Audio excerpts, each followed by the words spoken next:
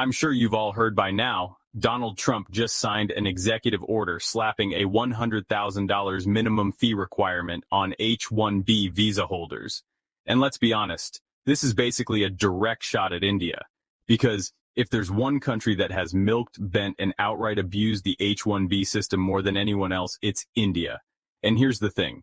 Trump signed this order literally hours after giving a birthday call to Narendra Modi, where he supposedly congratulated Modi warmly. So imagine that, on one hand, you're wishing someone a happy birthday, and on the other, they're signing a document designed to choke off your country's biggest source of prestige, sending tech workers abroad. That's not just business, that's straight-up humiliation. So what exactly is the H-1B visa? Well, in plain language, it's supposed to be a program that lets American companies bring in foreign workers when they can't find qualified people at home. In theory, it's meant to plug talent shortages, like if you need a rare AI specialist or a chip designer. But in practice, it's been dominated by big Indian outsourcing companies who flood the system with applications, hoard the visas, and then ship over armies of code monkeys to do cheap work in bulk. The biggest abusers are companies like Infosys, Tata Consultancy Services, and Wipro. These firms underpay workers, push them into cookie-cutter jobs, and displace American workers with cheaper Indian replacements. And now, with Trump's executive order raising the bar to $100,000, that entire low-wage model collapses overnight. Let's be clear here. Indians account for about 70% of all H-1B visas issued in the United States. 70%. And it's not because India has all the geniuses. It's because Indian outsourcing firms figured out how to game the system. They submit tens of thousands of applications, clogging the lottery, and then use those slots to funnel cheap labor into the U.S. It's basically a racket. Even Silicon Valley giants like Google and Microsoft have quietly admitted they prefer cherry-picking directly rather than going through these outsourcing firms. So when people say this order will hurt India the most, they're absolutely right. And Trump knows it. He isn't stupid. He just used India's dependency on exporting tech workers as leverage. And Modi, as usual, folded like a cheap tent. Now, why is this even possible? Why would Trump dare sign such a harsh order when India is supposed to be this rising power, this IT superpower? The answer is something people are calling Indian fatigue. And no, that's not some new yoga pose. It's the global frustration that countries across the West have started to feel toward Indians, especially the urban English-speaking middle-class Indians who flood overseas, in America, in Canada, in the UK, and Australia. You can find countless complaints about Indian workers delivering sloppy work, cutting corners, or providing that dreaded customer service experience where you're stuck on the phone for 2 hours trying to fix your internet. You know the drill. Hello, sir, can I put you on hold for just 2 minutes? And suddenly it's been 45.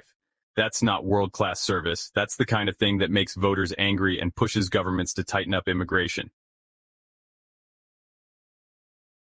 But it doesn't stop at jobs. There's a growing perception, and let's be honest, often based in reality, that many Indian migrants lack basic civic sense. From overcrowded house shares to hygiene issues to the scams that seem to pop up every other month. It all builds a picture that feeds resentment. Western countries aren't blind, they see it. And that's why this anti-India sentiment is growing. Politicians don't just pull these moves out of thin air. They're responding to what their voters feel. So if Indian communities keep making headlines for tax fraud, dodgy call centers, or worse, the political climate will only keep hardening. And that brings us back to Modi. Here's a man who loves to brag about his personal diplomacy. Remember when he hugged Trump like he was clinging to a long-lost uncle? Or when he proudly declared India was now a leading power on the global stage? Well, what did all that groveling achieve? Absolutely nothing. Modi was the first world leader to visit Trump during his presidency. The BJP hyped it up as some grand breakthrough in U.S.-India ties.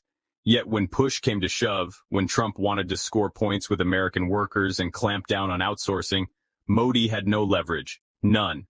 He just stood there, humiliated, while Trump signed an order that basically pulled the rug out from under India's entire IT diaspora. And to make it worse, this happened literally after Modi phoned him with birthday wishes. That's not statesmanship. That's weakness. And even back home, the opposition is having a field day. The Congress Party wasted no time mocking Modi, calling him weak and ineffective. They're accusing him of being so obsessed with photo ops and personal branding that he failed to actually defend India's interests. And you know what? They're right. If Modi can't even stop India's so-called strategic partner from crippling its most important visa pipeline, what exactly is he bringing to the table? Where's the strength he keeps promising? At this point, it looks like all India got out of the Modi-Trump bromance was a few awkward hugs and a mountain of embarrassment. Now let's talk about what this means for India itself. Because if you think about it, this could be one of those rare moments where humiliation actually forces change. For decades, India's brightest young people have had one dream: get out. Land an H-1B visa, move to the US, make a six-figure salary, and never look back.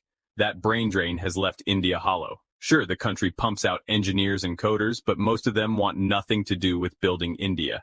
They want to build apps in California or debug systems in New Jersey, and that means India never fully benefits from its own talent. With this new executive order, though, that escape route just narrowed. If only the top tier can qualify for H-1Bs, then a lot of mid-level talent will be stuck in India. And maybe, just maybe, they'll actually work on fixing India itself. God knows the country needs every ounce of help it can get.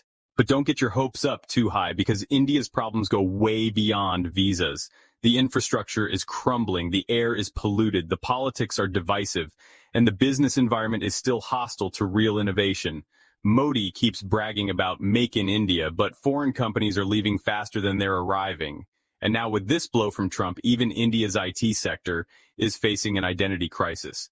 Do they continue relying on cheap exports of manpower, or do they finally buckle down and build something of their own? The answer will define India's future. And right now, the signs aren't good. Let's not forget the global picture either. Other countries are watching this closely.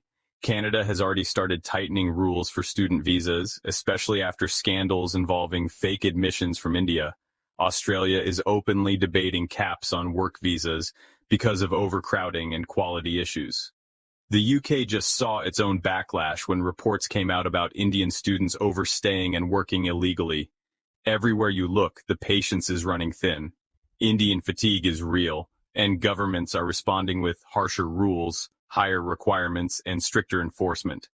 Trump's $100K order is just the most high-profile example, but it won't be the last. The tide has turned, and India is on the losing end.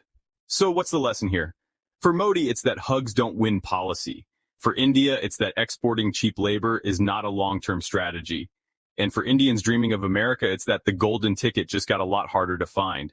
Maybe this will finally force India to stop pretending it's a tech superpower just because it runs call centers and writes endless lines of code for foreign companies. Maybe it will finally focus on fixing its own house. Or maybe, as usual, it'll just blame the West, play the victim, and continue stumbling along. Either way, one thing is clear. This executive order wasn't just about jobs, it was about power.